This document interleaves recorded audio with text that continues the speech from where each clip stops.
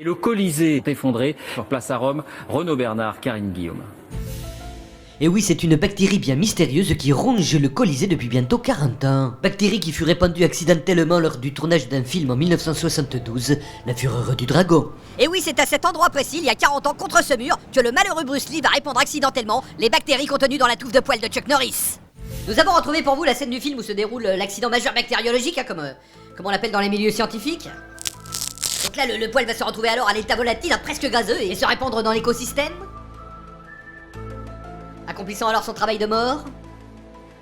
Alors que c'était pas du tout dans le scénario, c'est pas du tout ce qu'il lui a pris, c'est un geste complètement irresponsable, mais bon, on ne savait pas encore à l'époque, le poil aurait dû être récupéré, isolé, brûlé et envoyé dans l'espace, c'est la procédure réglementaire, mais bon, on ne savait pas à l'époque, on ne savait pas.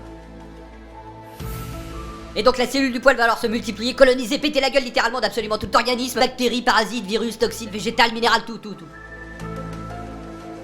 Et donc il est fort probable que c'est ce qui ait causé la mort de Bruce Lee, parce que bon, il était tout à côté, il a tout inhalé, et donc voilà quoi.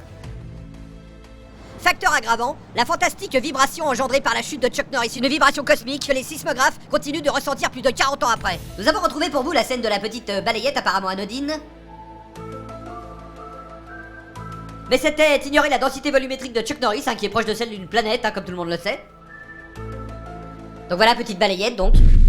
Et donc là c'est le drame, et voilà, et là c'est là, et ce sont des infrabasses très sourdes, très puissantes qui vont commencer à se répandre dans toute la structure du Colisée, dans une sorte de réverbération exponentielle, comme une sorte d'écho infini quoi.